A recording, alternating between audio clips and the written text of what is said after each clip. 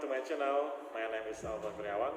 I'm teacher physical education at Utama Senior High School. How are you? I think and I hope you feel better. Baiklah, kita akan mempelajari tentang tujuan dan manfaat model serta desain dalam proses belajar mengajar. Belajar adalah suatu proses yang berlangsung di dalam diri seseorang yang mengubah tingkah lakunya, baik tingkah laku dalam berpikir, bersikap, dan berbuat.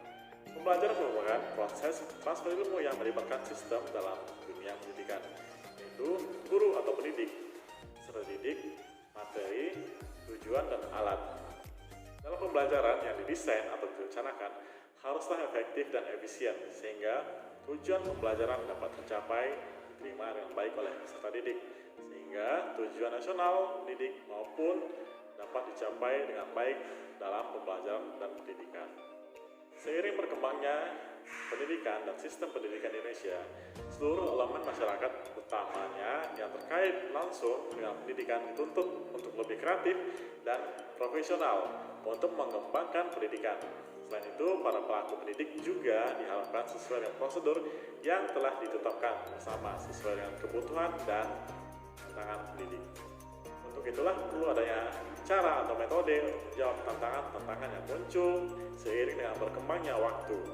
Maka muncullah cara atau metode yang disebut perencanaan dan desain pembelajaran yang diharapkan akan mempermudahkan proses belajar mengajar. Baiklah, kita masuk ke dalam model pembelajaran. Ya, model pembelajaran tersendiri itu ada dua kata, yaitu model dan pembelajaran. Model adalah rencana, representasi atau deskripsi yang menjelaskan suatu objek, sistem atau konsep yang seringkali berupa penyederhanaan atau idealisasi. Bentuknya dapat berupa model fisik atau market, bentuk prototipe, model citra atau gambar rancangan, citra komputer, atau rumusan matematis. Ya. Menurut Kamus Besar Bahasa Indonesia, model adalah pola atau contoh acuan, ragam, dan sebagainya dari sesuatu yang dibuat atau dihasilkan. Menurut penjelasan di atas, model adalah pola untuk menjelaskan suatu objek, sistem, atau konsep guna memberi kemudahan transformasi pemahaman. Jika model pembelajaran adalah suatu pola yang digunakan untuk memberi kemudahan proses transformasi pembelajaran, model pembelajaran adalah menjawab bagaimana individu itu belajar. Ya, setiap model pembelajaran terdiri dari adanya sebuah alasan dan langkah kegiatan yang harus dilakukan oleh guru dan siswa, didukung dengan sistem pendukung yang diperlukan, dan juga metode untuk mengevaluasi kemajuan peserta didik. Model dirancang untuk membantu tumbuhnya kesadaran dan kreativitas siswa, mendorong mengembangkan kedisiplinan atau partisipasi yang bertanggung jawab dalam sebuah kelompok. Beberapa model merangsang penalaran induktif atau membangun teori, dan lainnya menyediakan untuk penguasaan diri dari masalah subjek. Nah, dengan model pembelajaran ini kita bisa mencapai sebagian besar tujuan dan sasaran dari sekolah. Model pembelajaran diciptakan untuk membantu siswa memperoleh informasi, gagasan, keterampilan, nilai, cara berpikir, dan cara untuk mengekspresikan diri mereka. Ya, cara belajarnya sehingga siswa memiliki kemampuan untuk belajar lebih mudah dan efektif. Setiap model pembelajaran memiliki alasan mengapa suatu model diciptakan. Model yang dipilih dilakukan setelah disempurnakan melalui uji coba di kelas, sehingga bisa digunakan dengan nyaman dan efisien melalui kajian teori dan praktik di lapangan, contohnya dalam pendidikan olahraga.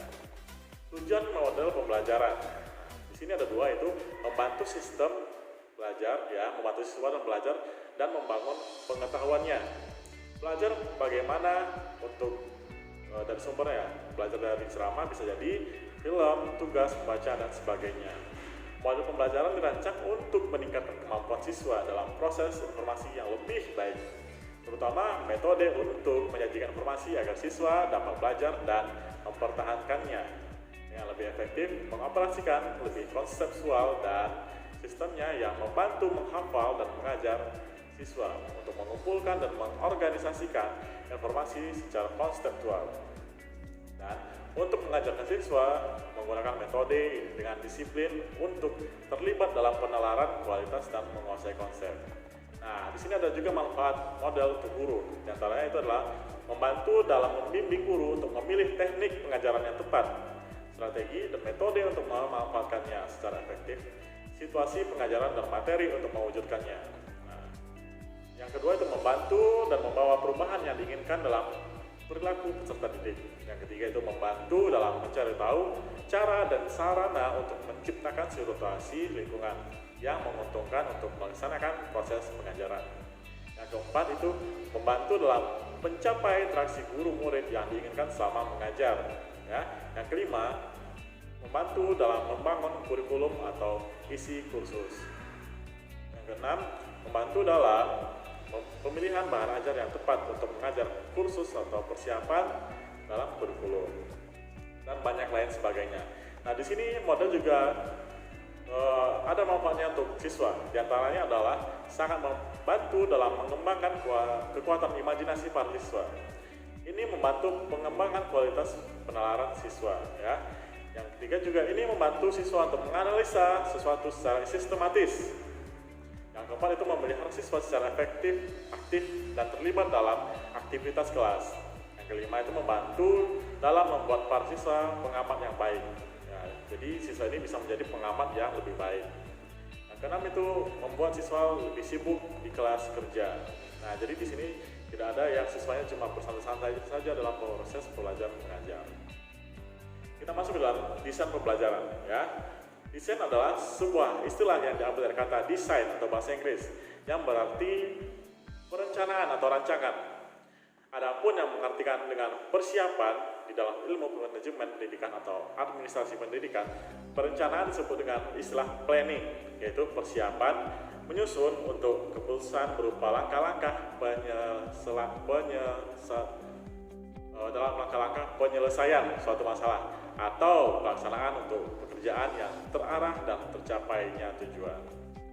Nah, di sini ada beberapa desain pembelajaran menurut istilah yang dapat didefinisikan, itu proses untuk menentukan metode pembelajaran, terus ada juga rencana tindakan yang terintegrasi ya untuk meliputi komponen tujuan. Itu yang ketiga ada proses untuk merinci kondisi untuk belajar. Nah, yang keempat adalah proses untuk desain dan sistematis untuk menciptakan pembelajaran yang lebih efektif dan efisien. Nah, tujuan dari desain pembelajaran ini diantaranya adalah untuk siapa program ini buat atau dikembangkan. Ya, contohnya untuk siswa atau peserta didik. Nah, ada juga untuk siswa, ada yang siswa atau peserta mengerti apa yang diajarkan. Nah, ini adalah tujuannya.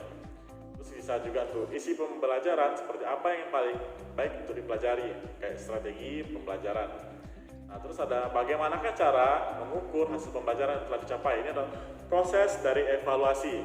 Nah, terus lagi ada namanya peran desain pembelajaran dan lain sebagainya. Nah, model desain pembelajaran sangat diperlukan karena dapat mengembangkan kemampuan guru dan dosen dan lain sebagainya atau pengajar. Terus ada juga mengembangkan sumber belajar dan pengembangan sistem pembelajaran serta pengembangan organisasi. Baiklah, hanya itu yang bisa saya sampaikan untuk hari ini. Nah, see you next time and watch my video. Thank you.